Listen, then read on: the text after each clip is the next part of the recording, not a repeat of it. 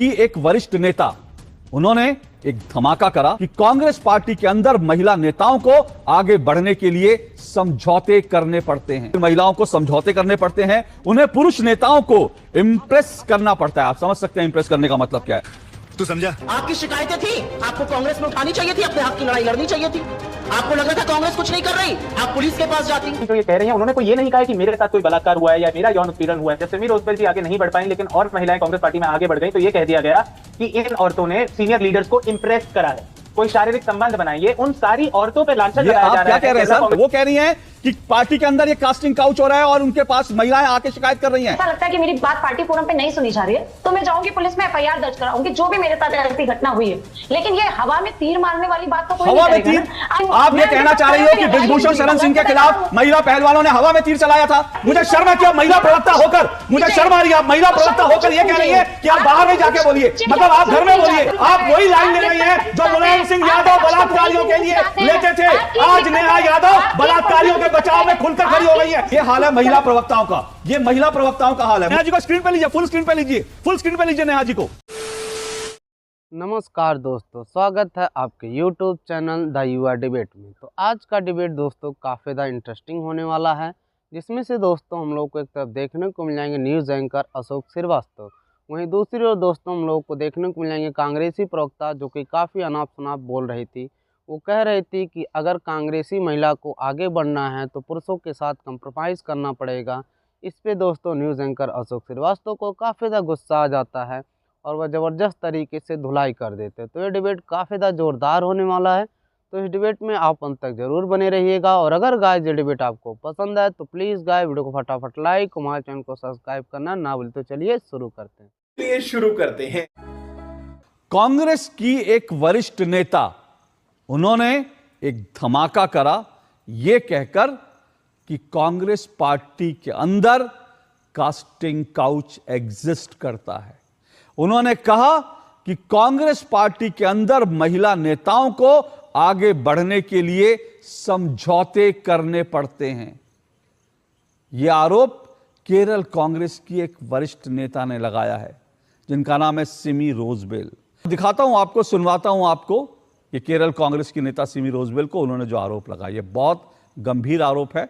सुनिए जरा, देखिए सिमी रोजबेल को। ഈ പാർട്ടിക്ക് വേണ്ടി കഷ്ടപ്പെട്ട ഒരാളെ പുറത്താക്കി അതിന്റെ കാരണം എന്താണെന്ന് വിശദീകരിക്കണം। सिमी रोजबेल का यह इंटरव्यू मलयाली में, मैं आपको बता दूं, सिमी रोजबेल इन्होंने ये कहा कि महिलाओं को कांग्रेस पार्टी में आगे बढ़ने के लिए समझौते करने पड़ते हैं। सिमी रोजबेल ने कहा कि टैलेंट का यहां कोई काम नहीं है, यानी कोई महिला कितनी टैलेंटेड है, कोई महिला कितनी प्रतिभावान है, इससे कोई फर्क नहीं पड़ता, लेकिन महिलाओं को समझौते करने पड़ते हैं, उन्हें पुरुष नेताओं को इंप्रेस करना पड़ता है। आप समझ सकते हैं इंप्रेस करने का मतलब क्या है। तू समझा? हाँ, लेकिन बड़ी बात, दुर्भाग्य की बात जानते हैं क्या? सिमी रोजबेल ने जो आरोप लगाया, उन्होंने कहा कि मेरे पास केरल कांग्रेस की कई महिलाएं लगातार मुझसे संपर्क करती हैं और कहती हैं इस तरह की चीजें हो रही हैं। सुप्रिया शिने जो कांग्रेस पार्टी की फायर ब्रांड प्रवक्ता हैं, महिला प्रवक्ता हैं, वो कह रही हैं कि आखिर उन्होंने मीडिया में बयान क्यों दिया, इसलिए उनकी गर्दन कटनी तय है। आप अपनी ऑर्गेनाइजेशन किसी चैनल से होंगी आप या न्यूज़पेपर से होंगी, अगर आपके साथ कुछ गलत होता है जो आपको लगता है कि गलत हुआ और वो जांच के बाद ही तय होगा, तो आप सबसे पहले किसके पास जाइएगा? आप अपनी ऑर्गेनाइजेशन में जाइएगा, आप अपने हेड के पास जाइएगा, आप अपने एडिटर के पास जाइएगा, शिफ्ट एडिटर के पास जाइएगा। बहुत आप आक्रोशित होंगी, कुछ कोई नहीं कर रहा होगा तो आप पुलिस के पास जाइएगा, लेकिन आप अपने कंपेटिटर चैनल के पास नहीं जाइएगा। आपकी शिकायतें थी, आपको कांग्रेस में उठानी चाहिए थी, अपने हक की लड़ाई लड़नी चाहिए थी। आपको लग रहा था कांग्रेस कुछ नहीं कर रही, आप पुलिस के पास जाती, आप बीजेपी के पास जाती और मैं उस सवाल का जवाब दूंगी, कतई नहीं दूंगी। चलो भाई देखो अब मैं क्या करता हूँ। निखिल जैन, क्या आपको लगता है ये अति नहीं हो गई है? एक महिला खुलकर कह रही है, वो सामने आकर कह रही है कि कास्टिंग काउच जिस तरह से फिल्म इंडस्ट्री में होता है, उस तरह से पॉलिटिकल पार्टी कांग्रेस के अंदर इस तरह के कास्टिंग काउच होता है। पुरुष सदस्यों को इंप्रेस करना पड़ता है और महिलाओं का जो टैलेंट है वो कोई मायने नहीं रखता। और उसके बाद बिना जांच किए, बिना उस महिला को सुने, उसको सीधा सीधा पार्टी से निकाल दिया जाता है। ये कौन सा इंसाफ हुआ? मेरा कहना यही है कि सिमी रोजबेल जी जो ये कह रही हैं, उन्होंने कोई ये नहीं कहा है कि मेरे साथ कोई बलात्कार हुआ है या मेरा यौन उत्पीड़न हुआ है। उन्होंने ये कहा है कि केरला कांग्रेस में कास्टिंग काउच होता है। तो बेसिकली एक ये प्रतिगामी सोच का एक ये विचारधारा है, उसी का ये एक्सप्रेशन है। और प्रतिगामी सोच मतलब कैसे? एक मिनट सर, निखिल जैन जी, निखिल जैन जी, ये प्रतिगामी सोच कैसे हो सकती है? अगर कोई महिला कह रही है कि उसके साथ की अगर पार्टी में सब, ये प्रतिगामी सोच है? मतलब मैं आपको मैंने रोका नहीं, सुनिए, मैंने आप एक मिनट मेरी बात सुनिए, मेरा सवाल पूरा हो जाए। मैंने आपको रोका नहीं, आप सीधा सीधा यानी क्या कह रहे हैं कि वो महिला या तो झूठ बोल रही है या पॉलिटिक्स कर रही है या ये चीजें हो रही हैं, इसके खिलाफ बोलना नहीं चाहिए, प्रतिगामी सोच है? क्या प्रतिगामी सोच क्या है? बिल्कुल भी नहीं। प्रतिगामी सोच ये है कि अगर कोई महिला आगे बढ़ जाए, जब सिमी रोजबेल जी आगे नहीं बढ़ पाई लेकिन और महिलाएं कांग्रेस पार्टी में आगे बढ़ गई, तो ये कह दिया गया कि इन औरतों ने सीनियर लीडर्स को इंप्रेस करा है, कोई शारीरिक संबंध बनाए। ये उन सारी औरतों पे लांछन लगाया जा रहा है। क्या कह रहे हैं सर? कांग्रेस की आप महिला क्या कह रहे हैं? ये जो आगे कहना क्या चाह रहे हैं भाई आप ये कह रहे हैं क्योंकि दूसरी महिलाएं बढ़ गई इसलिए उन्होंने दूसरी महिला पे, वो कह रही हैं कि पार्टी के अंदर ये कास्टिंग काउच हो रहा है और उनके पास महिलाएं आके शिकायत कर रही हैं, वो ये कह रही हैं, वो ये नहीं कह रही कि दूसरी महिलाएं बढ़ गई। और दूसरी बात, वो एआईसीसी में मेंबर रह चुके हैं। आप तो कांग्रेस पार्टी को अच्छी तरह से समझते हैं, एआईसीसी का मेंबर होने का मतलब समझते हैं? नहीं।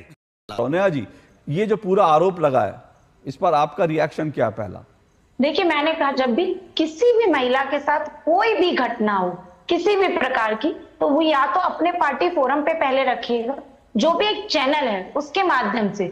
उसके बाद में अगर कोई ऐसा लगता है कि मेरी बात पार्टी फोरम पे नहीं सुनी जा रही है, तो मैं जाऊंगी पुलिस में एफआईआर दर्ज कराऊंगी, जो भी मेरे साथ ऐसी घटना हुई है।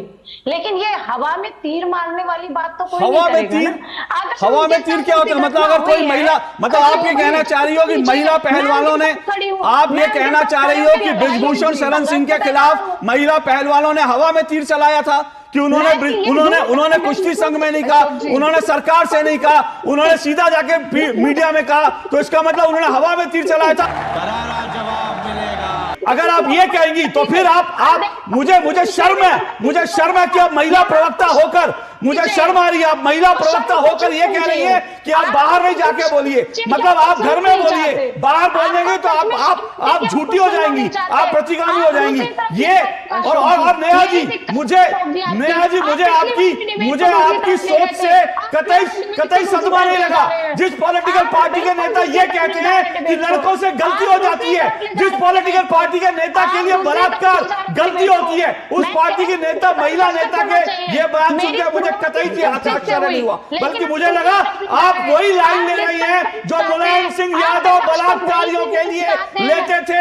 आज नेहा यादव बलात्कारियों के बचाव में खुलकर खड़ी हो गई है, क्योंकि मुलायम सिंह यादव ने कहा था लड़के हैं, लड़कों से गलती हो जाती है।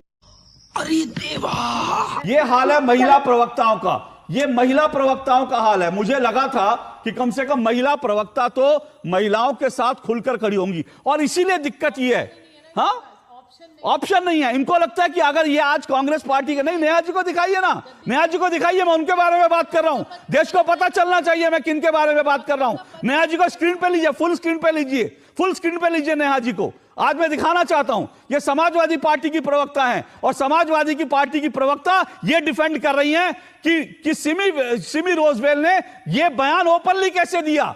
ये इस बात को उनका विरोध है। वो कह रही है पार्टी, वो वही लाइन ले रही है जो सुप्रिया शिनेत ने ली, क्योंकि इनको इस बात की तकलीफ है कि सिमी रोजबेल पब्लिकली जाके कैसे बोल सकती है। एक महिला का बलात्कार हो और घर वाला बलात्कार करे, परिवार में बलात्कार करे, तो पहले वो परिवार में बताए, पब्लिकली ना बताए। ये कौन सी नई थ्योरी आई है? और वो भी महिला नेता होकर।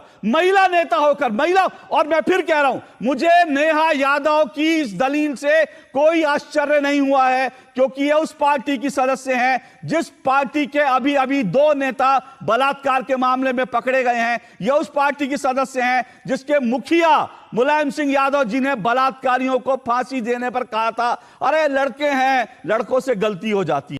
क्या करूं मैं?